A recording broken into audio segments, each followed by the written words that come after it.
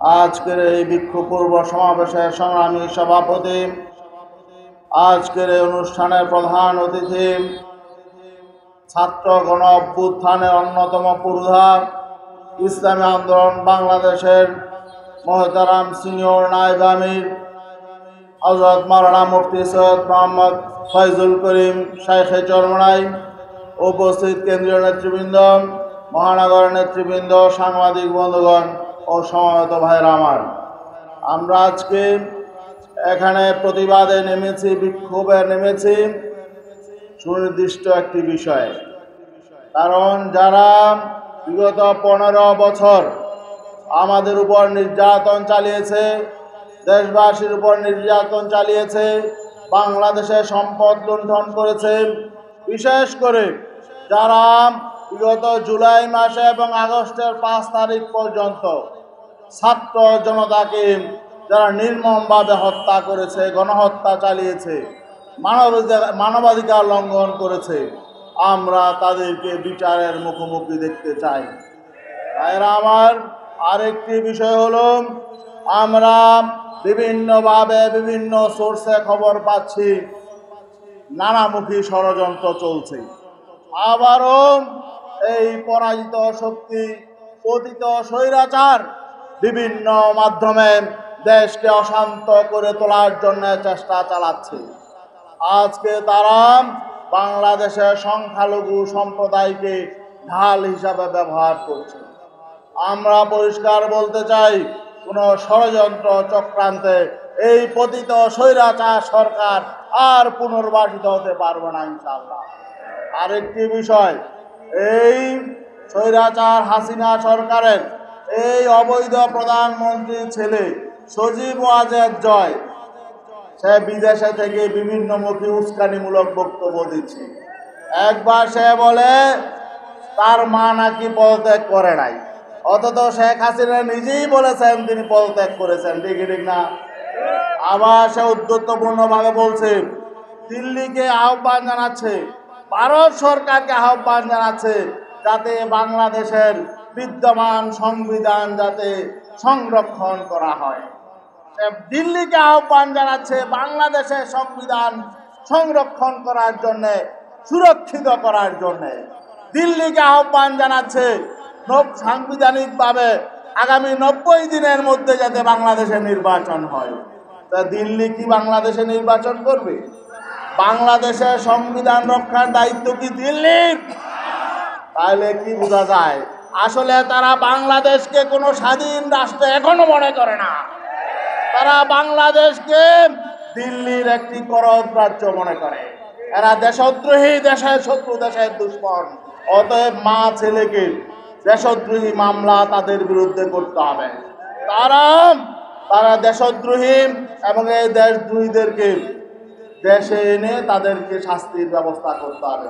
আরেকটি বিষয় আমরা বলতে চাই, এদেশে হিন্দু, মুসলিম, বৌদ্ধ, খ্রিস্টান সবাই বাংলাদেশের নাগরিক। উপদেষ্টা, প্রধান উপদেষ্টা বলেছেন নাগরিক হিসাবে সবাই অধিকার পাবে। কিন্তু আজকে আমরা কি দেখছি? আজকে ভারতের মিডিয়া, বিশেষ করে কলকাতার মিডিয়া, তারা বলছে বাংলাদেশে নাকি হিন্দু নির্যাতন হচ্ছে, সংখ্যালঘু নির্যাতন হচ্ছে, বিভিন্ন গুজব তারা ছড়াচ্ছে, বিভিন্নভাবে তারা উস্কানি দিচ্ছে।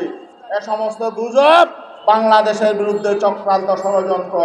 আমরা ভারত সরকারকে সাবধান করে দিতে চাই, বাংলাদেশে কোনো সাম্প্রদায়িক সংঘাত হচ্ছে না। যেসব বিচ্ছিন্ন ঘটনা ঘটছে এগুলো রাজনৈতিক কারণে, এগুলোর সাথে ধর্মের কোনো সম্পর্ক নেই, সম্প্রদায়ের কোনো সম্পর্ক নেই। বরং হিন্দু, বৌদ্ধ, খ্রিস্টান পরিষদ যারা আছে বাংলাদেশে, হিন্দু, বৌদ্ধ, খ্রিস্টান ঐক্য পরিষদ নামে একটা সংগঠন আছে। আমরা জানি এই সংগঠনটি আগাগোড়াই এই স্বৈরাচারকে সহযোগিতা করেছে, স্বৈরাচারের সকল অপকর্ম তারা সমর্থন করেছে এবং তারাও নিপীড়কের ভূমিকা পালন করেছিল। তারপরেও তো আমরা তাদের বিপক্ষে অবস্থান নেই নাই। আমাদের গোটা বাংলাদেশে সকল ইসলামপন্থী শক্তি তাদেরকে পাহারা দিয়েছে, এখনো পাহারা দিচ্ছে। আপনার সাবধান হয়ে যান। দেশের বিরুদ্ধে ষড়যন্ত্র চক্রান্ত করলে আমরা দেশের নাগরিক হিসাবে আপনাদেরকে চিহ্নিত করব। কোনো ভিন্ন ধর্মাবলম্বী হিসেবে নয়। অতএব বাংলাদেশের কোনো নাগরিক যদি বাংলাদেশের বিরুদ্ধে ষড়যন্ত্র চক্রান্তে লিপ্ত হয়, আমরা কাউকে কিন্তু ছাড় দিব না। সংগ্রামী ভাইয়েরা আমার, পতিত সরকারের যারা রয়েছেন আওয়ামী লীগের ভাইদেরকে বলবো, আপনাদের তো ন্যূনতম লজ্জাবোধ থাকা উচিত, আত্মসম্মান থাকা উচিত। যেই নেত্রী আপনাদেরকে ছেড়ে নিজের সুরক্ষিত থাকার জন্য চলে গেল, তার ছেলে মেয়েরা চলে গেলেন এবং তার আত্মীয় স্বজন সব আপনাদেরকে রেখে চলে গেলেন, আপনারা আবার তার পক্ষে আন্দোলন করছেন। লজ্জা থাকা উচিত।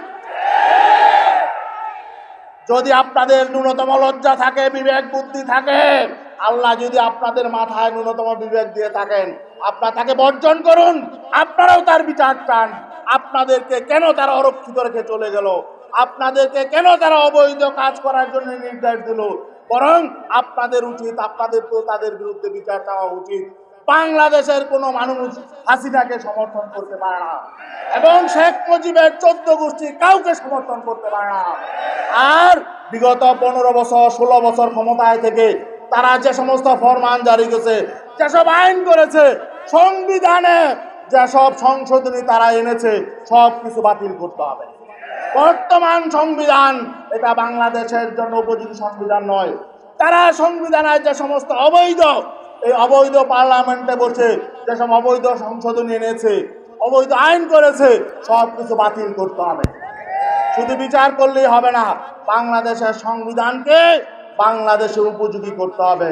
এই বলে শেষ করছি। আমরা সজাগ থাকবো, সচেতন থাকবো। আমরা ইনশাআল্লাহ এই আন্দোলন করে স্বৈরাচারকে নামিয়েছি। আমরা ইনশাআল্লাহ দেশ গঠনের জন্য আমরা ভূমিকা পালন করব। আরেকটা বিষয়, এই যে অন্তর্বর্তীকালীন সরকারকে বলবো, আপনারা কিন্তু বৈষম্য বিরোধী আন্দোলনের ফসল। আপনাদের দ্বারা যাতে আমরা কোনো বৈষম্য না দেখি, তাহলে কিন্তু আপনারাও কিন্তু সুস্থ থাকতে পারবেন না। সঠিকভাবে দেশ চালান, বৈষম্যহীনভাবে। সকল রাজনৈতিক দল স্বৈরাচারের সহযোগীদের ছাড়া অন্য সকল রাজনৈতিক দলেরদেরকে সমান চোখে দেখুন, সমান অধিকার দিবেন। এই বলে শেষ করতে। আসসালামু আলাইকুম।